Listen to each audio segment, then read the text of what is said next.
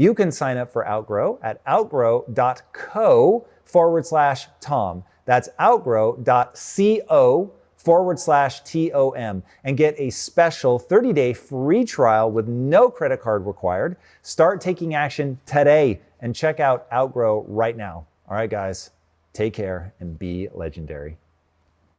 And when you stimulate mTOR, it inhibits autophagy, which is your self-cleansing mechanisms. So it actually works against you in terms of aging.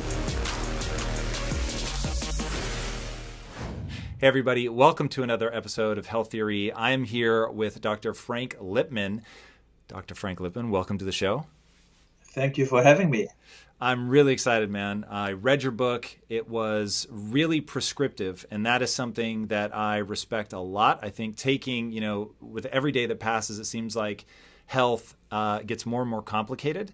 And the way that you were able to distill it down and actually tell people, go do this, I thought was really powerful. And the new book, of course, are The New Rules of Aging Well, which I'm very excited to talk to you about. But I actually want to start back in apartheid South Africa, the insights that you have around like what apartheid is and what it stood for and why it doesn't work when you begin to extrapolate into things like medicine, I thought was incredibly powerful.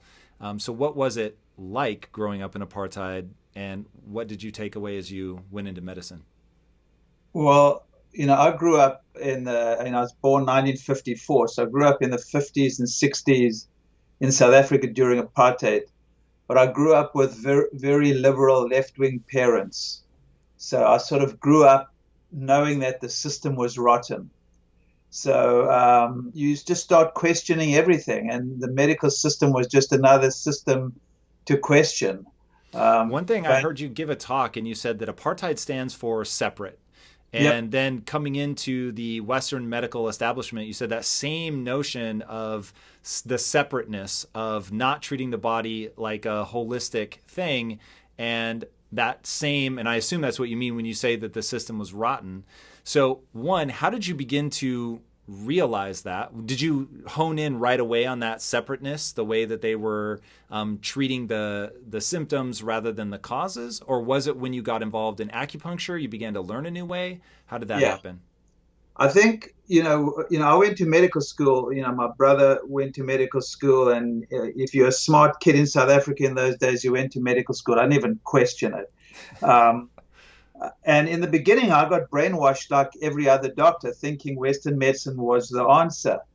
But then after my training, I went to work in the bush, and I got exposed to traditional healers called sangomas.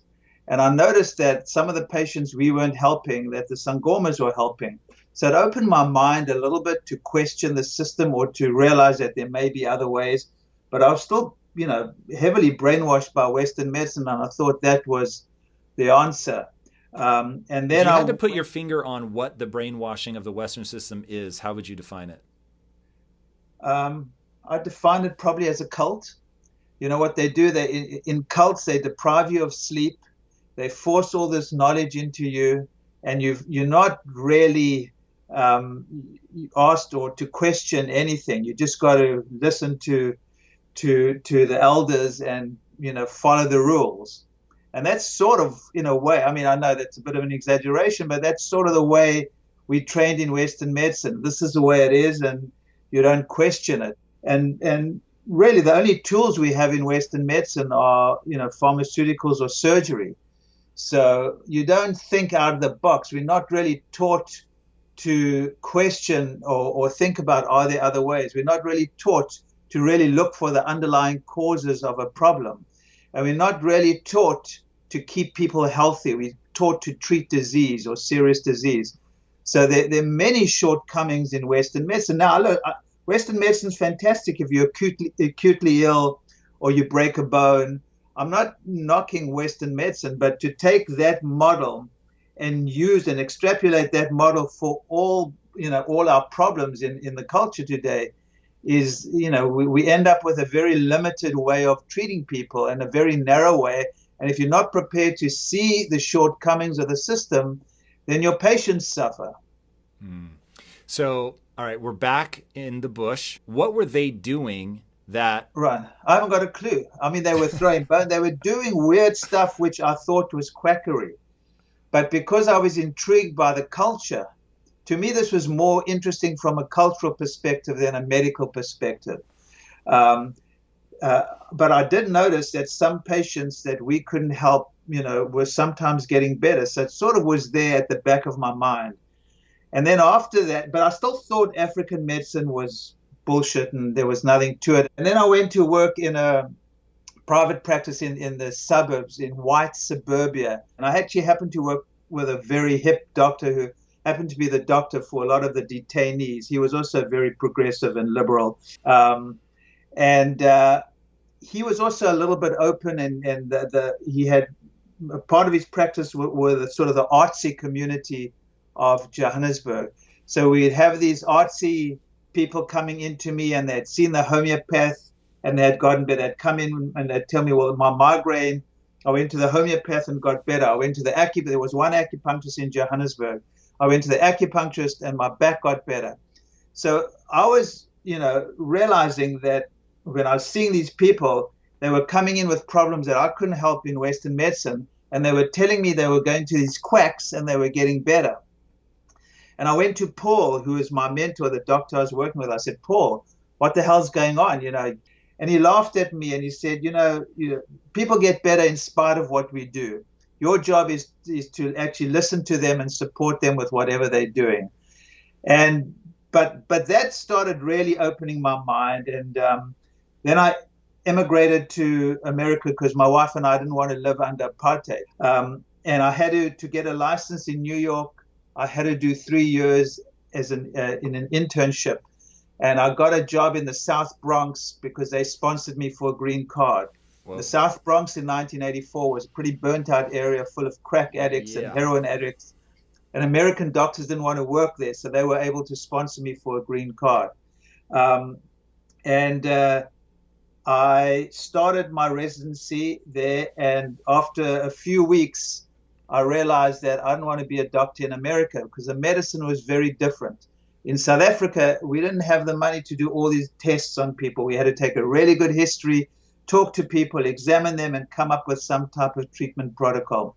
In America, you just very quick history, very brief exam. You do a lot of bloods, you do an EKG, you do a chest X-ray, and then you read up about it and present it to the professor the next day. There was no relationship. The relationship with the patient was not emphasized at all. And there happened to be an acupuncture clinic attached to the hospital doing acupuncture for detox. And because I was so disillusioned with Western medicine, I went to check out the acupuncture clinic. And I walked into this clinic in this burnt out area, in this room with about 20 chairs, with these heroin addicts sitting quietly with needles in their ears. And I went, this is interesting.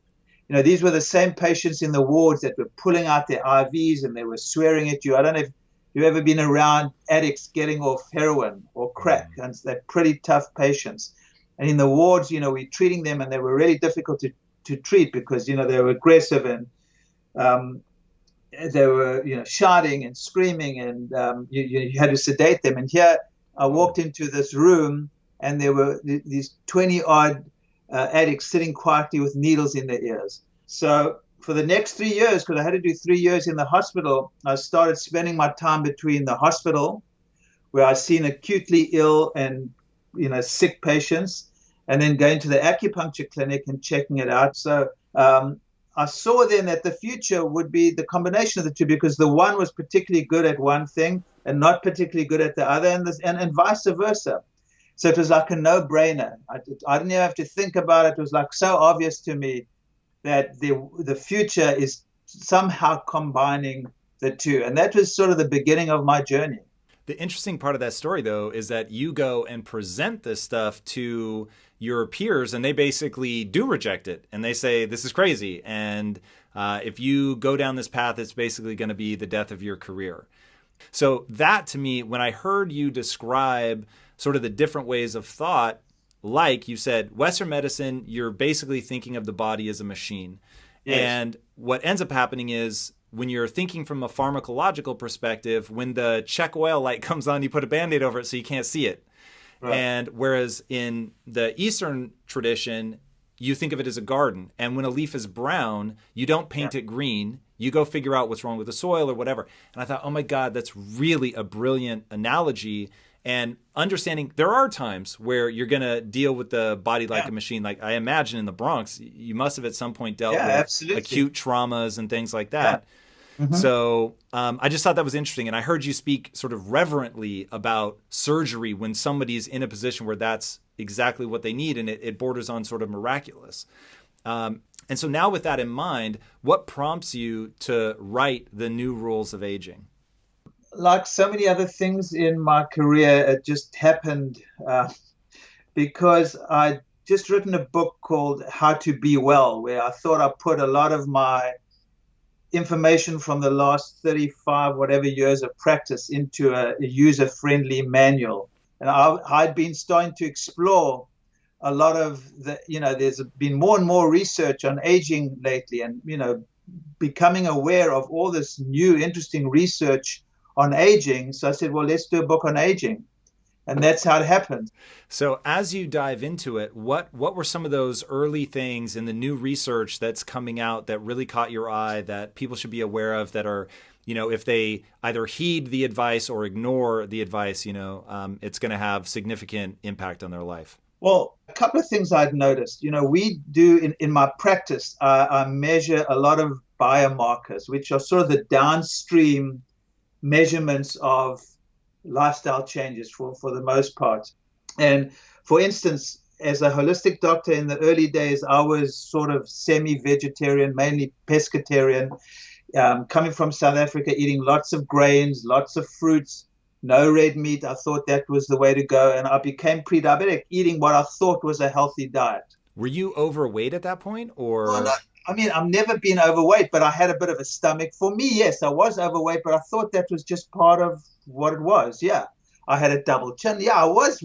I didn't realize I was overweight until I went on a paleo diet, and I just automatically lost weight and felt fantastic. And I said, fuck, excuse my language. This is interesting. This sort of goes against what my thinking is, eating a lot of fat and protein and grains, taking grains out. And so I saw what happened to me, and then I started doing it with my patients, and I saw the excellent results with my patients. And then I was going along happily, and when I started getting to the anti-aging research, I started reading about, what some people are calling longevity genes. And the research was showing that animal protein, too much animal protein, can actually stimulate this mTOR longevity gene, which is not good for aging, because that's the one particular gene you don't want to stimulate as you get older. And because it causes cells to divide too much? What's the problem? The problem is animal protein, the amino acid profile, has got high methionine, in particular, lysine 2.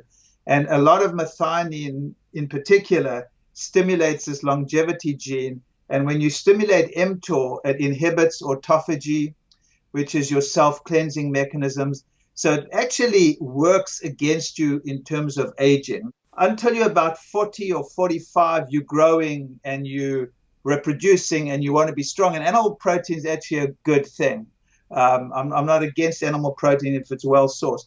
But once you start getting to 45, 50, it's more about preservation and maintenance.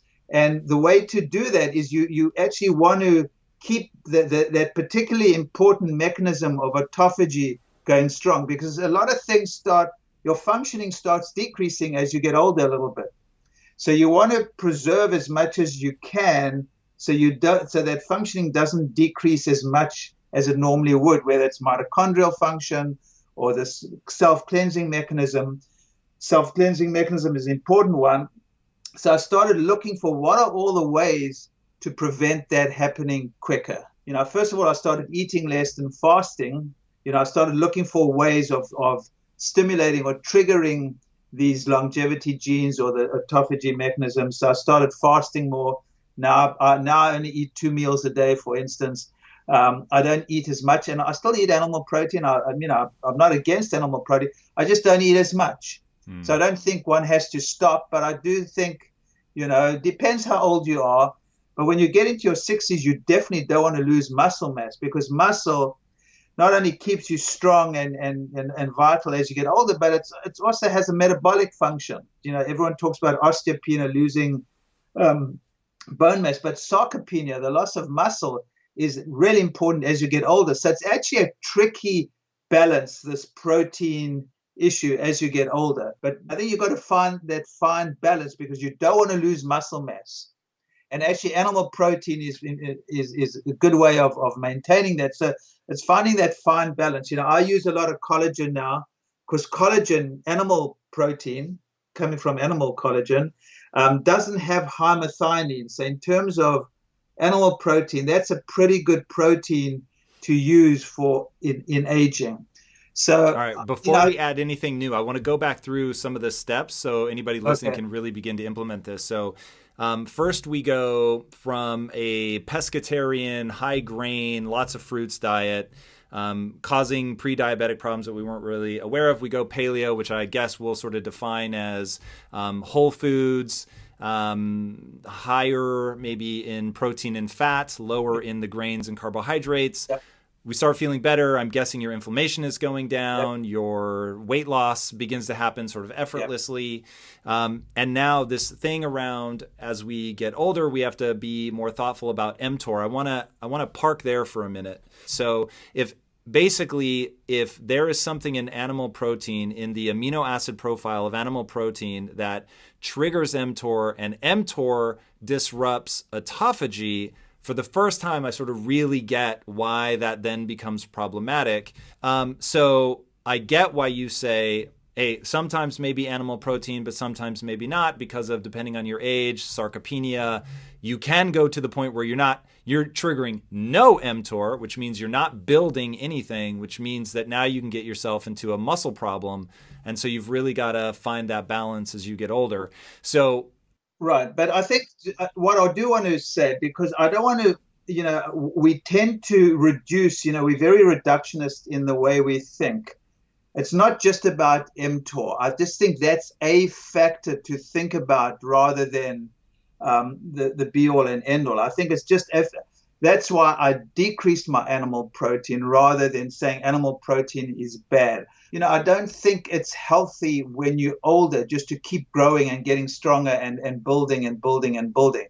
It's really that idea of, it's more about preserving and maintaining as we get older rather than growing stronger and stronger. And because preserving you and give your maintaining, body a dangerous signal that could turn cancerous. Why would that be bad?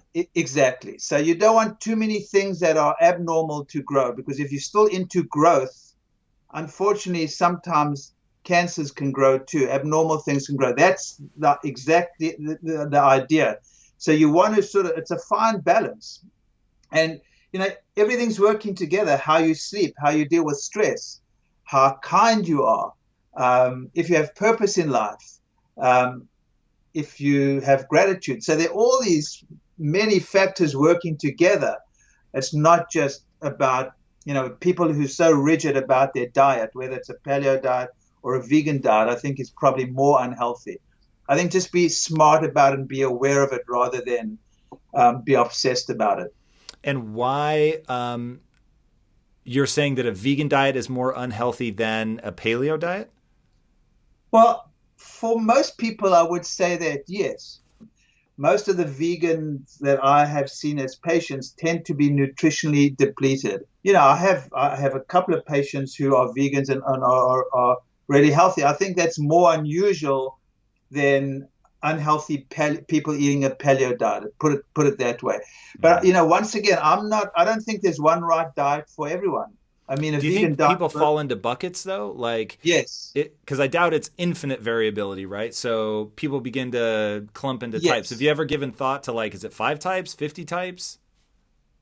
I mean, you're asking really interesting questions here, Tom.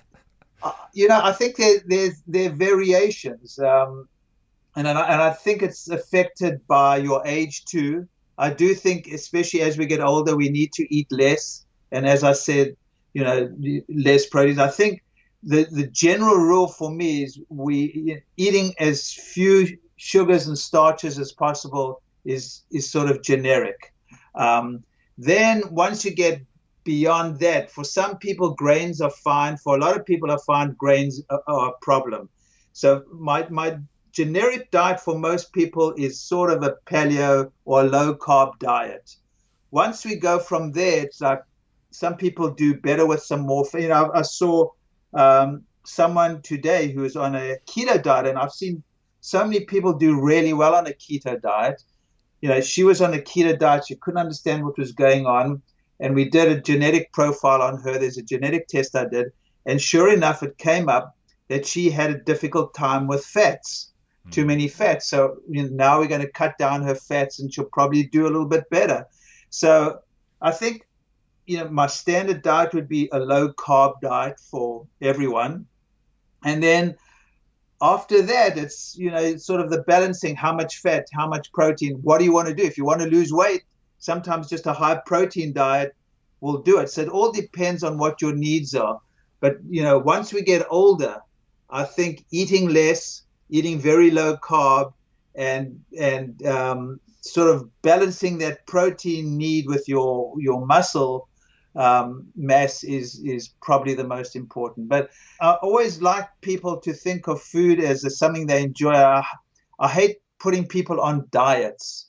I think people need to learn to enjoy their food and find a way of eating that's sustainable for them. And, we're living in an interesting time because a lot of this can be measured ourselves, the self-monitoring. The whole biohacking world is interesting. I hate the word biohacking, and I find some of the biohacking world a little bit too yang and masculine. But the idea of monitoring yourself and making changes accordingly is very empowering and very, so I think it's all good. I think it's how you do it and how you are with that information, because we can't lose that aspect of our humanity. You've probably heard me talk about Ubuntu, that African term. What makes us human is the humanity we show each other. As I get older, I'm less dogmatic. I'm more aware of the subtleties in life, and how important being kind is, how important, someone finding their passion, whether it's with their kids or their work, whatever it is, all these factors that we don't really talk about or think about as powerful as diet. I mean, I think diet and sleep and exercise are really important, but are they more important than your humanity and whether you're grateful, whether you have purpose in life? So as you get older, you start looking at the world in a sort of, I do anyway, starting to look at, looking back and thinking about so many of the people that were healthy and were unhealthy. Even some of the people who are eating really well, exercising, would get sick. What was going on in their lives? You start looking at these patterns, and the pattern I'm seeing more and more of, or I'm becoming more and more aware of, is, these intangibles being probably even more important than what we look for in someone's health, in terms of what they're eating, how they're exercising, how they're sleeping. I think sleep is another huge issue. My next book's on sleep. That's interesting. Yeah, sleep is something that's very near and dear to my heart. As somebody who's professing a lot about working hard and, very yang, as you say, but I take time to tell people I sleep as much as I need sleep. Like, I prioritize sleep. Right. It is a unique form of misery to be tired all the time and you're just not productive. I do not understand people that just constantly sacrifice sleep. But I want to push in on this yin and yang idea that you were basically just walking us through, maybe not in name, but I have a feeling that that's exactly what you mean. You've got the yang of like exercising and, tracking data and making sure that your mTOR is in the right place, like really going in on it. And then there's, are you loving somebody? Are you connected to people? Exactly. Are you grateful? Have you learned meditation and relaxation? And what's interesting is, and correct me if I'm wrong, but I think you look at that as important, not in some ephemeral way, but like it's actually impacting you physiologically. Absolutely, no question about it. Yeah. And I think what's interesting and what's happening now with measurements, with whether it's the Oura ring and these new measurements where we can measure blood sugar, and we're going to be starting to measure more, the self monitoring. I think we're going to actually start becoming able to see how these yin aspects or these softer aspects are actually affecting all these other, our sleep and how we feel. In the past, it was hard to put it all together or to ascertain, are you doing well because you really love what you're doing and you're part of a community, and you have love in your life, or is it because you changed your diet, or you're sleeping better? And I think now with and I'm very intrigued. I think this new age of medicine is going to be this whole combination of the blood biomarkers, self-monitoring, your genetics, maybe doing, measuring your microbiome. And I think the next wave is, how do we put this together in a really sensible way to help people take care of themselves and let the doctors take care of acutely ill patients? Because ultimately, you should be your own doctor and monitoring what's going on in your life and making changes accordingly. And I think it's sort of heading in that direction. My friends, to be legendary, you need to build and grow an audience. Through powerful assessments and personalized content, you can educate and build trust with your audience while improving conversion rates. Outgrow is a growth marketing platform that enables marketers to grow their audience by creating intuitive, no-code tools such as calculators, chatbots, assessments, and quizzes. Outgrow co-founders started by designing a mobile app cost calculator and quickly saw the power of interactive tools. They designed a SaaS tool called Outgrow that any marketer and entrepreneur can build calculators and interactive tools with to improve their customer acquisition. Today, Outgrow is used by over 5,000 companies like Salesforce, Adobe, and Marketo, as well as creators, freelancers, and entrepreneurs. It has a powerful builder with a wide range of embeds, over 1,000 templates, along with the analytics and integrations every modern marketer would want. You can sign up for Outgrow at outgrow.co/Tom. That's outgrow.co/TOM and get a special 30-day free trial with no credit card required. Start taking action today and check out Outgrow right now. All right, guys, take care and be legendary. Yeah, the one thing that I'm very curious about in your work is, as we move forward and we're balancing this yin and yang and we're looking at both sides, what are the things that we should be looking at? Are there certain biomarkers? Is there amount of time in the sun? Is there, number of times per week that you're meditating, or is it strictly blood markers? Like, what are the things that we should be paying attention to that tell us we're on the right path? Right. So the way I see this, downstream, you have your markers that you can measure. And then upstream is these lifestyle changes, or whatever you want to call them, that are affecting those. Now we have continuous blood glucose monitors. I think they're going to get more and more sophisticated in terms of what you can measure. I think the next wave is you're going to be able to do a prick and you can measure probably 15 or 20 biomarkers. We do lots and lots in my office, which may or may not be necessary. But I think the biomarkers are something that is just one aspect to measure. Then you can measure your sleep. You can have your Fitbit. There are many things you can measure.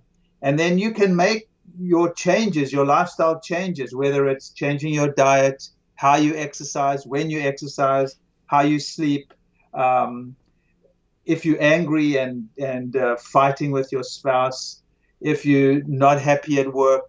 And I think a lot of this can be done out of the doctor's office. And I think a lot of it will be done out of the doctor's office, which is exciting.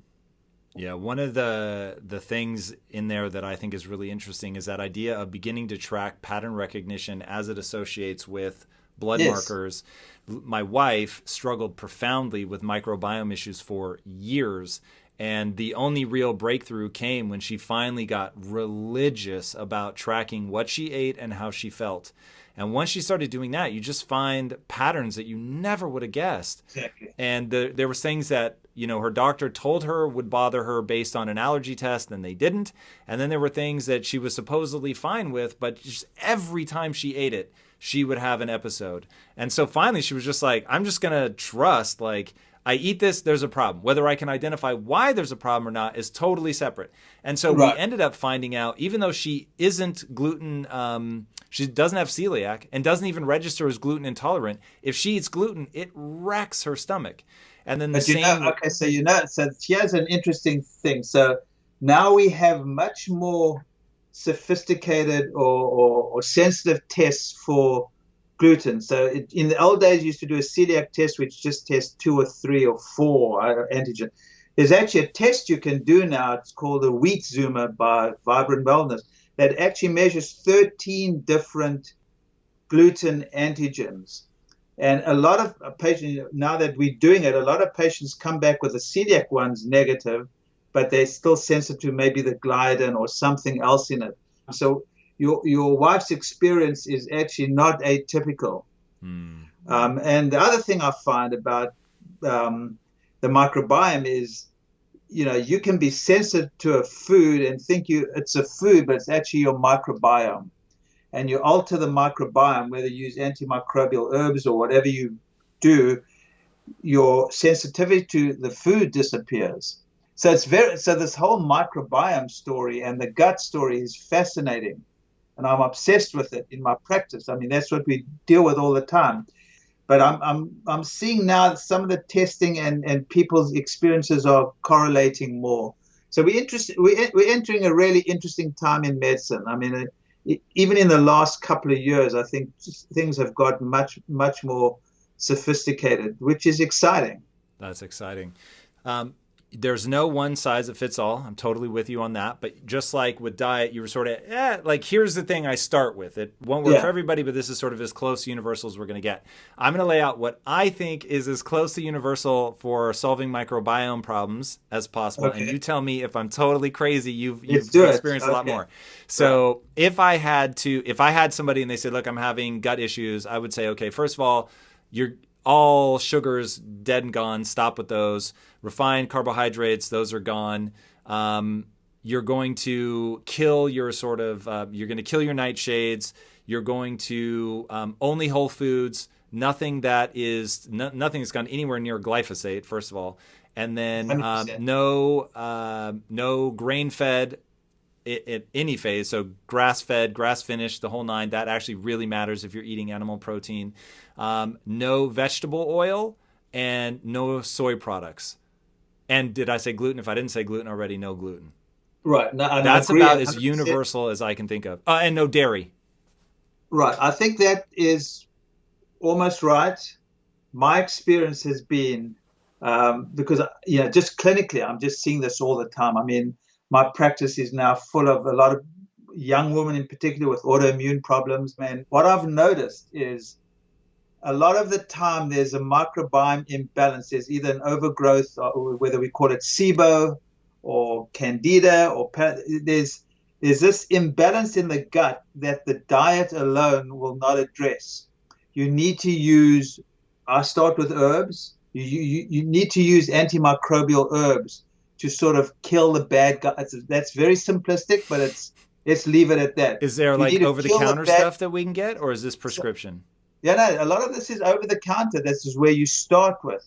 What we do is I usually use a lot of the companies are coming out with paired groups of these, or I use different companies, but you sort of pair a mixture of antifungals, antiparasitics, and antibacterials together.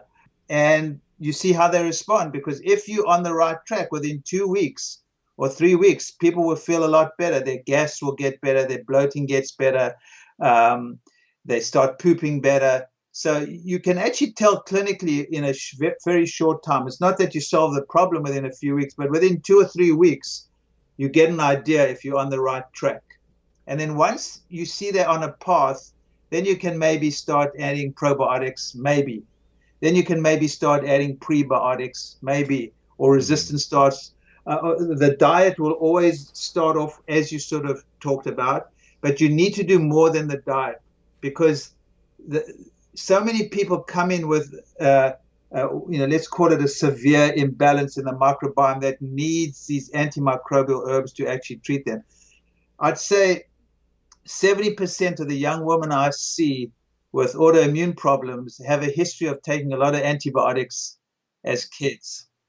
So my generation of doctors, we used antibiotics so liberally when these young, let's say 25-year-old young woman was a kid, she had so many antibiotics, and that started altering her microbiome. Some people even probably start before if they weren't breastfed or cesarean section, but for the most part, it really starts with chronic use of antibiotics for chronic tonsillitis, chronic ear infections, chronic sinusitis, acne, urinary tract infections, on and on and on. So that's a tragedy, that's a real tragedy. And, I think it's changing. Doctors are less liberal with antibiotics, but it has had, severe negative consequences on a lot of people's health. No question. Now, there are a few things that came up in the book that I was surprised to see make multiple appearances. One was mushrooms and one was CBD. Yeah. Talk to me about, I'm more interested in the CBD because I have struggled profoundly with anxiety, and you mentioned that can be pretty useful with anxiety. So if you give us like the 30-second breakdown of mushrooms, and then I want to get to CBD. Well, mushrooms are something that I've, when you learn or you study Chinese medicine, mushrooms have always been a part of my training. Some of them have anti-immune effects. Some of them have brain, like lion's mane is good for the brain. So they have different effects. I mean, there's some interesting work. I'm definitely no expert on mushrooms. I'm just quite intrigued by them, and I use them a lot. I use them myself, and I recommend them. But I'm definitely no expert. And one of my proteges, one of the health coaches that worked under me, father had pancreatic cancer, and she went to help him, and he's actually much better. He's really done well. And she was using a lot of mushrooms and CBD and THC. So she also was someone who actually... In combination, like specifically mushroom, CBD, and THC together? Yes. Interesting. So I know a little bit about CBD, but not a lot. When it's oral, is it just a tablet? Well, it can come in various, there are various ways of getting it into you, from a cream you can put on, to vaping, to tinctures, to tablets. And the big things that I've seen it help with, and one of the few things that are as effective as CBD, are for anxiety and sleep. It also can help inflammation. But the two big issues that I use it for a lot are anxiety and sleep. It just sort of takes the edge off.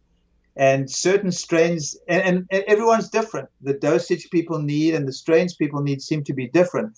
But when you get something that works, it can be magic. From the beginning, I'm less concerned with research, although I think research needs to be done. If I see something working, I'll go for it and tell people to experiment. I mean, I've learned so much experimenting on myself and my patients. You see what works. The same thing doesn't work for for different people. So you need, why is an interesting thing, but CBD is definitely one of those things. The dosage differs, different strains. I mean, I have CBD next to my bed. When I'm feeling agitated, I'll pop some CBD. If I wake up in the middle of the night, I'll put some under my tongue. So I love CBD. So you take it in a liquid form? Yeah, I take it because if you take it in a pill form, it's going to take a longer time to be absorbed. So it'll probably take a good hour to two before you start getting the effects. If you take it with a liquid form, you're going to get some sublingual absorption. Goes through absorbed through the mucous membrane. So it works quicker. And obviously vaping, which I don't ever do, will work the quickest. And vaping is problematic because of the particulate matter going into your lungs? Yeah, exactly. So I have, my wife has a loving relationship with THC. I will put it that way. And Right. I've never understood it. I always thought it was crazy. I was like, this just makes me feel like I want to be asleep. And Right. then now with the explosion of different strands and stuff here, Right. she had me try one that was supposedly like really creative. And I'm obsessed. Anything that can help me be more creative, I'm all for it.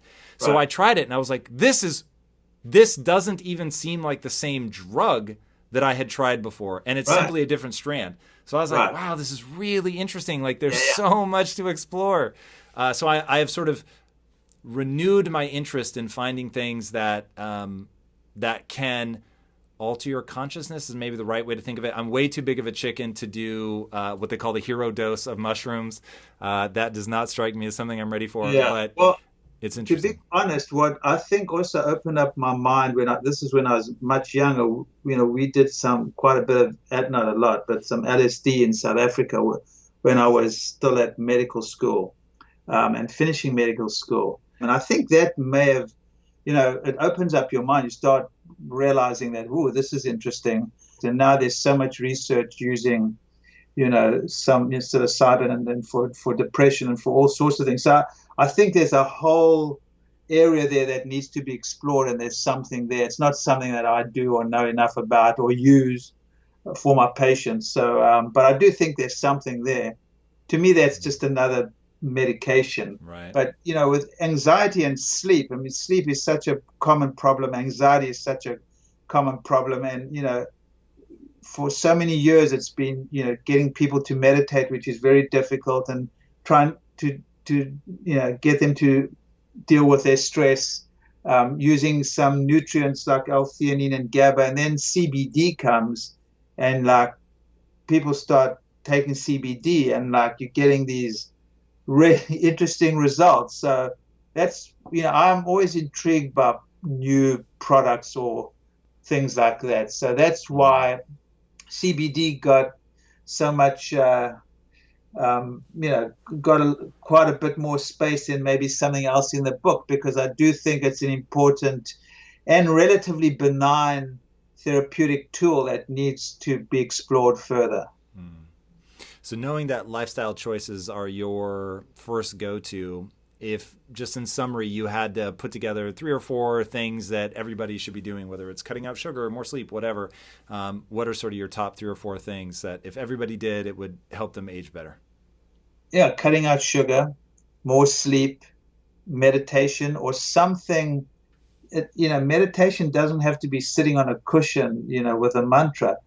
Your meditation could be knitting. Your meditation could be being in the garden, taking a walk. So, but sort of something where you're getting out of your, that busy mind. I think that is, really, really helpful.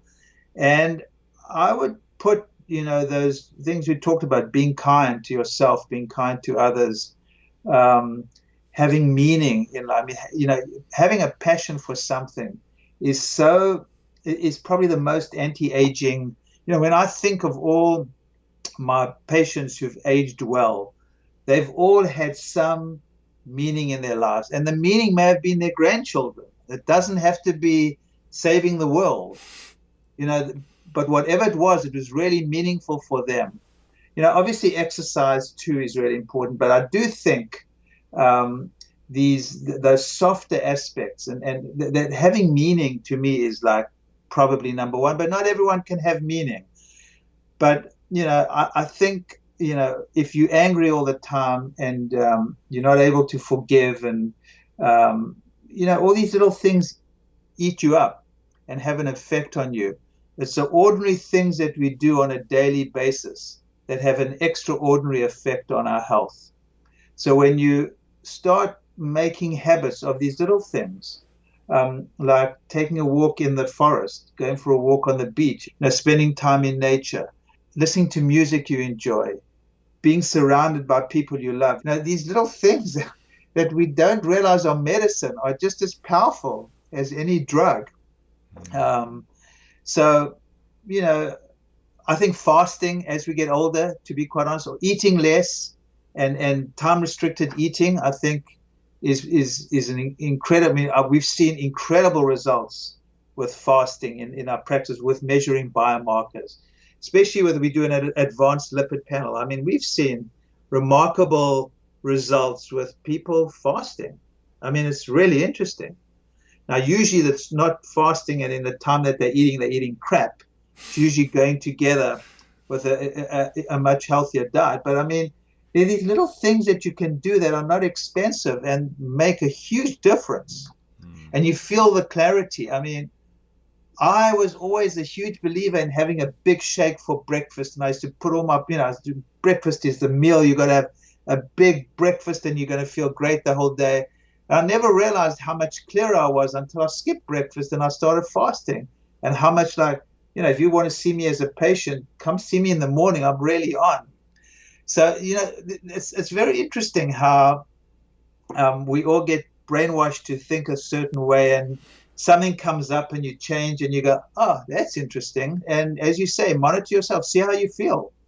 The proof's in the pudding. You'll feel better. You'll either lose weight or you'll be more clear. You'll sleep better. I mean, things you definitely experience changes in the way you feel. And to me, that's what's important. Very well said.